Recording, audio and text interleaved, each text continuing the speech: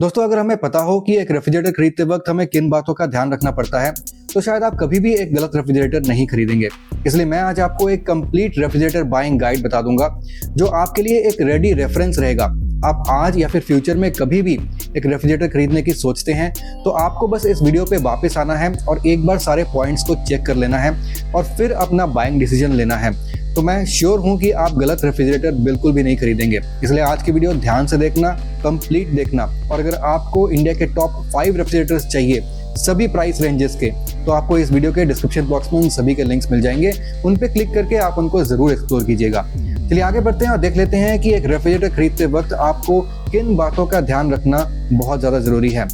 दोस्तों, जो सिंपल चीज़ें हैं जैसे कि single door, double door, triple door, French door, ये सब कुछ आजकल सबको पता है। लेकिन उसके बाद जो मेन इंपॉर्टेंट चीज़ आ जाती है, सबसे इंपॉर्टेंट चीज़ है रेफ्रिजरेटर की कैपेसिटी। और उसको डिसाइड करने के लिए आपको अपने फैमिली का साइज देखना है। अब यहाँ पर मैं आपको एक रेडी रेफरेंस के लिए फैमिली के साइज के हिसाब से रेफ्रिजरेटर का साइज तो बता देता हूँ, लेकिन उसके बाद मैं आपको एक बहुत इंपॉर्टेंट बात बताने वाला हूँ, उसको जरूर देखिएगा। तो अगर आपकी 1 से 2 मेंबर की फैमिली है तो आपके 200 से लेकर 230 लीटर तक का एक रेफ्रिजरेटर आपके लिए एक अच्छा ऑप्शन रह सकता है।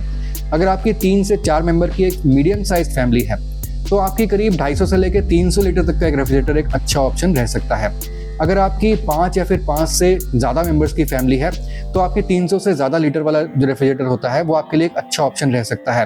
वैसे रेफ्रिजरेटर्स 400 लीटर, 500 लीटर और भी काफ़ी बड़े साइज़ के रेफ्रिजरेटर्स भी आते हैं, तो वहाँ पर और भी बड़ी साइज़ की फैमिली के लिए ये रेफ्रिजरेटर्स काफ़ी अच्छे ऑप्शन रह सकते हैं। अब यहाँ पर आपको कुछ चीज़ों का ध्यान रखना बहुत ज़्यादा ज़रूरी है, क्योंकि रेफ्रिजरेटर की जो कैपेसिटी है ना, इसके बारे में तो कई लोग बता देते हैं, लेकिन जो चीज़ मैं आपको अब बताने वाला हूँ ना, वो काफ़ी लोग मिस कर जाते हैं। वो है दोस्तों ये देखना कि जब भी आप रेफ्रिजरेटर की कैपेसिटी डिसाइड करते हैं तो आपको अपना प्रेजेंट ही नहीं बल्कि थोड़ा सा फ्यूचर भी देखना पड़ता है। नियर फ्यूचर में क्या आपकी फैमिली बढ़ने वाली है, क्या आप किड्स प्लान कर रहे हैं या फिर आपके पेरेंट्स आपके साथ मूव इन करने वाले हैं, तो आपकी फैमिली का साइज जो है वो बढ़ने वाला है। तो आप पहले से ही थोड़े से ज़्यादा कैपेसिटी का रेफ्रिजरेटर चूज कीजिए। सेकेंडली, आपको ये भी देखना पड़ेगा कि आपके ईटिंग हैबिट्स और आपके फूड स्टोरेज हैबिट्स किस टाइप के हैं। अगर आपके ईटिंग हैबिट्स और स्टोरेज हैबिट्स कुछ इस टाइप के हैं कि आपके फ्रोजन फूड्स की जो स्टोरेज है वो बहुत ज़्यादा लगती है, आप नॉनवेज वगैरह ज़्यादा खाते हैं, तो यहाँ पर आपका एक फ्रीज़र की जो साइज़ है ना वो आपको ज़्यादा चाहिए। जो फ्रिज और फ्रीज़र का जो रेशियो होता है वो आपको 80-20 भी मिल सकता है और 60-40 भी मिल सकता है। मतलब कि आपके टोटल रेफ्रिजरेटर की जो नेट कैपेसिटी है उसका 80% आपका फ्रिज होगा और 20% आपका फ्रीज़र होगा। और ऐसा भी हो सकता है कि आपका फ्रीज़र 40% हो और आपका जो बाकी का जो फ्रिज है वो 60% ही हो।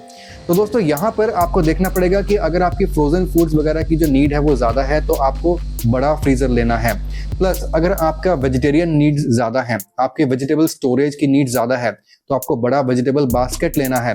अब कुछ फ्रीजर्स जो है ना वो ऐसे भी मिल जाते हैं, जैसे कि वर्लपूल का ट्रिपल डोर रेफ्रिजरेटर है, वहां पर आपको एक 270 लीटर का रेफ्रिजरेटर मिल रहा है जिसमें आपको 73 लीटर का एक बहुत बड़ा फ्रीजर आपको मिल रहा है और आपको 32 लीटर का एक इतना बड़ा आपको वेजिटेबल बास्केट भी मिल रहा है। तो यहाँ पर आपका जो बाकी का जो फ्रिज का स्पेस बचता है फ्रीजर को और वेजिटेबल बास्केट को हटाकर वो सिर्फ 165 लीटर बचता है।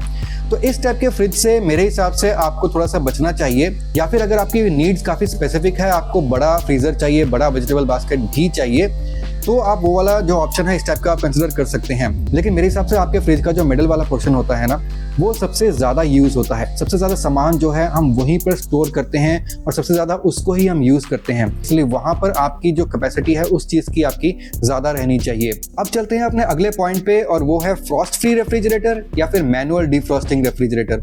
अब यहाँ पर दोस्तों रेफ्रिजरेटर मेनली 2 टाइप के आते हैं। एक आपका आता है फ्रॉस्ट फ्री वाला ऑप्शन। यहाँ पर आपके रेफ्रिजरेटर में जगह जगह जो है ना वो वेंट्स मिल जाते हैं आपको और फैंस लगे होते हैं। तो यहाँ पर पूरे रेफ्रिजरेटर में जगह जगह जो है ना फैंस के थ्रू पूरे कूल एयर को सर्कुलेट किया जाता है, इसलिए आपकी बर्फ कहीं पे नहीं जमती है, जहां पर भी जमने वाली होती है वो पिघल जाती है। तो इसलिए आपका जो फ्रिज है ना वो साफ रहता है, टाइम टाइम पे उसको साफ करने की कोई जरूरत नहीं पड़ती है। आपका जो भी फूड है वो ज्यादा लंबे टाइम तक फ्रेश रहता है। तो यहाँ पर आपका जो दूसरा टाइप है वो है मैनुअल डिफ्रॉस्टिंग वाला रेफ्रिजरेटर, या फिर उसको डायरेक्ट कूल टेक्नोलॉजी भी कहा जाता है। वहां पर दोस्तों आपको टाइम टाइम पे आपको हर महीने में एक बार पूरे फ्रिज को आपको ऑफ करके आपको पूरे फ्रिज को मैनुअली डिफ्रॉस्ट करना पड़ेगा, यानी कि सारी जो बर्फ है वो पिघलेगी, आपको फ्रिज को अंदर से अच्छी तरीके से साफ करना पड़ेगा। फिर जो ट्रे में आपकी जो भी बर्फ इकट्ठी हुई होगी वो आपको टाइम टू टाइम जो है वो फेंकना पड़ेगा। तो इस टाइप का झंझट आपका रहता है। लेकिन ये जो आपके फ्रिजेस होते हैं ना मैनुअल डिफ्रॉस्टिंग वाले या फिर डायरेक्ट कूल वाले, ये आपके काफी सस्ते सस्ते होते हैं as compare to frost free. तो आपको अपना बजट देखना है, अगर आपका बजट अलाउ करता है तो फ्रॉस्ट फ्री ही आप लीजिए, अदरवाइज आप एक मैनुअल डिफ्रॉस्ट वाला रेफ्रिजरेटर ले सकते हैं। चलते हैं अपने अगले पॉइंट पे, अपना पॉइंट नंबर 3, और वो आ जाता है स्पेस मैनेजमेंट। आपको फ्रिज लेते वक्त ये देखना बहुत ज़्यादा ज़रूरी है कि उस फ्रिज की स्पेस मैनेजमेंट कैसे की गई है। इसका थोड़ा सा पार्ट मैं ऑलरेडी आपको बता चुका हूँ, जहाँ मैंने आपको बताया कि फ्रीजर की कितनी कैपेसिटी होनी चाहिए, वेजिटेबल बास्केट की कितनी कैपेसिटी होनी चाहिए और मिडिल वाले पोर्शन की कितनी कैपेसिटी होनी चाहिए। लेकिन यहाँ पर आपको ये भी देखना है कि फ्रिज के अंदर कितने शेल्व्स हैं, डोर साइड में कितने रैक्स हैं, और क्या आपके डोर में सबसे नीचे बिल्कुल बॉटम में एक रैक होता है, कहीं वो मिसिंग तो नहीं है। काफ़ी फ्रिजेस में क्या होता है ना, आजकल आपको बड़ा वेजिटेबल बास्केट दिया जाता है और उस वेजिटेबल बास्केट को एकोमोडेट करने के लिए आपके डोर साइड में सबसे नीचे वाला जो रैक होता है ना, उसको कॉम्प्रोमाइज किया जाता है, उसको मिस कर दिया जाता है। तो आपके रैक्स, नंबर ऑफ रैक्स जो है ना, वो 4 की बजाय सिर्फ 3 हो जाते हैं डोर साइड में। यहाँ पर आपके जो मेन फ्रिज में जो शेल्व्स होते हैं ना, वहां पर भी कई बार स्पेस मैनेजमेंट गलत की जाती है। आपका स्पेस कई बार कम होता है और वहीं पर 4 या फिर 5 शेल्व्स घुसा दी जाती हैं। तो यहाँ पर जो है ना, आपको काफी दिक्कत इसलिए आ सकती है क्योंकि आपके 2 शेल्व्स के बीच में जो डिस्टेंस है ना, वो बहुत ही कम रह जाता है। कहीं शेल्व्स को बहुत ज्यादा क्लटर तो नहीं किया गया है, इस बात को ध्यान रखना जरूरी है। और आपको ये भी देखना है कि आपके जो डोर साइड में जो रैक्स हैं, वहां पर आपको 2 लीटर के बॉटल्स रखने की जगह है कि नहीं, आपके एग्स वगैरह, पोल्ट्री वगैरह रखने की जगह है कि नहीं, और आपके बाकी जो बॉटल्स होते हैं जो कि थोड़े से छोटे साइज के होते हैं, उनको भी रखने की कितनी जगह है या फिर नहीं है। तो आपको स्पेस मैनेजमेंट का ना ओवरऑल ध्यान रखना पड़ेगा जब भी आप एक रेफ्रिजरेटर खरीदने जाते हैं। चलते हैं अपने अगले पॉइंट पे, और वो आता है पॉइंट नंबर 4, इन्वर्टर या फिर नॉन इन्वर्टर टेक्नोलॉजी। अब ये जो है ना पॉइंट काफी इंपॉर्टेंट है। आपकी जो इन्वर्टर टेक्नोलॉजी होती है, बेसिकली उसमें एक इन्वर्टर कंप्रेसर लगा होता है जो कि अपनी स्पीड को या तो वो बहुत ज्यादा बढ़ा लेता है, यानी कि फुल स्पीड में चलता है, या फिर वो बहुत ही स्लो स्पीड में चलता रहता है। लेकिन वो कंप्रेसर कभी भी बंद नहीं होता है। इसलिए अगर आपके फ्रिज का जो डिजायर्ड टेम्परेचर है, जब वो एक बार रीच हो जाता है तो वो कंप्रेसर स्लो स्लो स्लो चलता रहता है। और आपके फ्रिज का जो डिजायर्ड टेम्परेचर है वो अगर अभी रीच नहीं हुआ है तो वो कंप्रेसर जो है ना थोड़ा सा स्पीड में चलता है, लेकिन वो कभी ऑफ नहीं होता है। इससे फायदा ये होता है कि आपके फ्रिज की जो एनर्जी कंजम्पशन है, जो बिजली की जो कंजम्पशन है, वो कम होती है, वो आवाज़ कम करता है। ओवरऑल जो कंप्रेसर की लाइफ है, जो फ्रिज की लाइफ है, वो ज़्यादा होती है। यहाँ पर आपका जो नॉन इन्वर्टर कंप्रेसर वाला जो फ्रिज होता है ना, वहाँ पर कंप्रेसर क्या होता है ना, आपके फ्रिज की जो डिजायर्ड टेम्परेचर है उसको रीच करने के लिए वो अपने फास्टेस्ट स्पीड में, सबसे मैक्सिमम स्पीड में चलता है।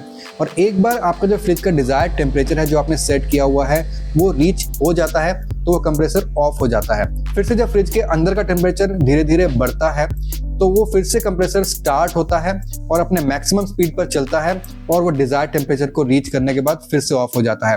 तो ये बार बार कंटिन्यू ऑन ऑफ होने की वजह से फ्रिज में आवाज़ बढ़ती है, कंप्रेसर की लाइफ घटती है, और जब भी कंप्रेसर ऑफ होने के बाद ऑन होता है ना तो वो बहुत ज़्यादा बिजली खींचता है। तो यहाँ पर बिजली की जो खपत है वो भी ज़्यादा होती है। इन्वर्टर और नॉन इन्वर्टर फ्रिज के बीच में यही डिफरेंस है और इस बात का आपको ध्यान रखना ज़रूरी है। चलते हैं अपने अगले पॉइंट पे, पॉइंट नंबर 5, और वो है कन्वर्टिबल फीचर। अब दोस्तों आजकल काफ़ी रेफ्रिजरेटर्स में ना कन्वर्टिबल फीचर आता है। बेसिकली कन्वर्टिबल फीचर्स क्या होता है, आप अपने रेफ्रिजरेटर में अपने फ्रीजर को फ्रिज बना सकते हैं। यानी कि आपको जो फ्रीजर वाला जो पोर्शन है ना, जहाँ पर 0 डिग्री या फिर उससे कम टेम्परेचर रहता है, उसको आप नॉर्मल फ्रिज वाला टेम्परेचर में लाकर पूरे फ्रिज को, पूरे रेफ्रिजरेटर को आप फ्रिज बना सकते हैं। तो अपने फ्रीजर में भी जरूरत पड़ने पर आप फ्रूट्स या फिर वेजिटेबल्स वगैरह स्टोर करके रख सकते हैं। ऐसा आइटम रख सकते हैं जिसको फ्रीज करने की हमें जरूरत नहीं है, तो अपने फ्रीजर को भी आप नॉर्मल फ्रिज बना सकते हैं। इस टाइप का ऑप्शन हमें जिस रेफ्रिजरेटर में मिल जाता है उसको कन्वर्टिबल ऑप्शन वाला रेफ्रिजरेटर बताया जाता है। तो इस बात का आप ध्यान रख सकते हैं कि आपको, आपकी फैमिली के हिसाब से आपको एक कन्वर्टिबल फीचर की जरूरत पड़ेगी। कभी आपको एक फ्रीजर को फ्रिज बनाने की जरूरत पड़ेगी या फिर नहीं पड़ेगी, क्योंकि आप कन्वर्टिबल फीचर वाला फ्रिज लेते हैं ना, तो हो सकता है कि आपको वो थोड़ा सा महंगा पड़े। चलते हैं अपने अगले पॉइंट पे, वो आता है पॉइंट नंबर 6, जो कि स्टेबलाइजर इनसाइड। अब दोस्तों काफी रेफ्रिजरेटर्स में ना हमें स्टेबलाइजर इनसाइड ऑप्शन मिल जाता है, ठीक जैसे हमें एयर कंडीशनर्स में भी हमें मिलता है। तो यहाँ पर होता क्या है, बेसिकली आपके फ्रिज के पीसीबी के अंदर ही ऐसा इंतजाम किया रहता है कि आपको एक्सटर्नल स्टेबलाइजर की नहीं जरूरत पड़ती है। यहाँ पर आपकी जो सपोर्टेड वोल्टेज रेंज है वो जनरली 100 से लेके 300 वोल्ट तक, या फिर 110 से लेके 280 वोल्ट तक, इस तरह की आपकी जो रेंज है वो रहती है। तो आप देख सकते हैं कि आपके सोसाइटी में या फिर जहाँ पर भी आप रहते हैं वहाँ पर वोल्टेज की फ्लक्चुएशन कितनी होती है। अगर हो सके आप कहीं से पता कर सकते हैं कि कितने से कितनी वोल्टेज की फ्लक्चुएशन जनरली वहाँ पर रहती है, या फिर आपको अगर ये चीज़ ना पता हो तो साथ में आपको एक एक्सटर्नल स्टेबलाइजर भी ले लेना चाहिए। चलते हैं अपने अगले पॉइंट पे, जो कि आता है पॉइंट नंबर 7, और वो आता है connect to home inverter feature. अब यहाँ पर दोस्तों काफी रेफ्रिजरेटर्स आपको ऐसे मिल जाएंगे जो लाइट जाने पे आपके होम इन्वर्टर के साथ इमीडिएटली कनेक्ट हो जाते हैं। अब यहाँ पर दोस्तों आपके जनरली जो नॉन इन्वर्टर रेफ्रिजरेटर्स होते हैं वहां पर आपको ये फीचर जो है ना वो नहीं देखने को मिलता है, क्योंकि वहां पर कंप्रेसर ऑफ होने के बाद जब ऑन होता है ना तो वो इतनी बिजली खींचता है कि आपका इन्वर्टर सपोर्ट नहीं कर पाता है। इसलिए जनरली जो इन्वर्टर कंप्रेसर वाले रेफ्रिजरेटर्स होते हैं जनरली वहां पर जो है ना वो कनेक्टिंग टू होम इन्वर्टर वाला जो ऑप्शन है वहां पर आपको मिल जाता है, और यहाँ पर जैसे ही बिजली जाती है इमीडिएटली आपको जो फ्रिज है इन्वर्टर से कनेक्ट हो जाता है और आपका जो भी फूड है ना वो अनइंटरप्टेड तरीके से जो है ना वो ठंडा रहता है, फ्रेश रहता है। अब चलते हैं अपने पॉइंट नंबर 8 पे, और यहाँ पर आपको देखना है कि जो रेफ्रिजरेटर है वो आपके फूड को, आपके वेजिटेबल्स वगैरह को फ्रेश रखने के लिए कौन से टेक्नोलॉजी का यूज कर रहा है। काफी रेफ्रिजरेटर्स जो है ना वो फूड को फ्रेश रखने के लिए, ओडर फ्री रखने के लिए, यानी कि स्मेल वगैरह को हटाने के लिए जियोलाइट टेक्नोलॉजी यूज करते हैं। काफी जो है सिल्वर आयन टेक्नोलॉजी यूज करते हैं।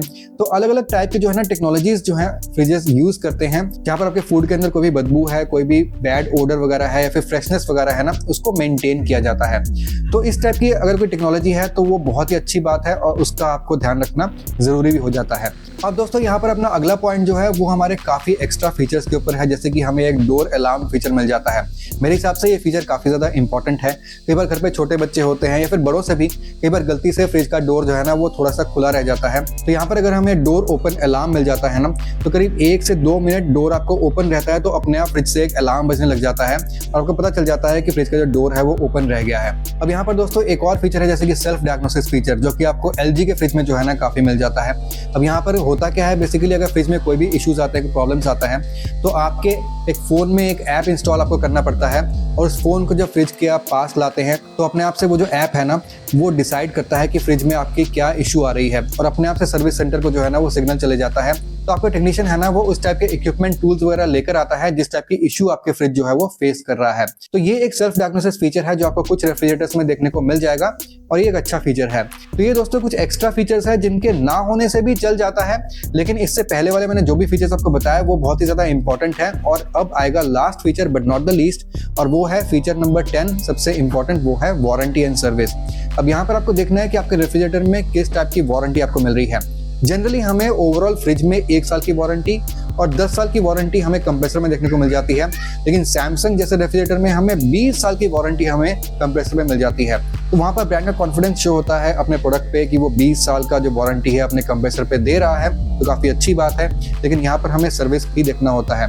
काफी रेफ्रिजरेटर्स हैं आपको 10 साल की वारंटी कंप्रेसर पे दे देगी या फिर 1 साल की वारंटी ओवरऑल फ्रिज पे आपको मिल जाएगी, लेकिन सर्विस हो सकता है आपके एरिया में अच्छी ना मिले।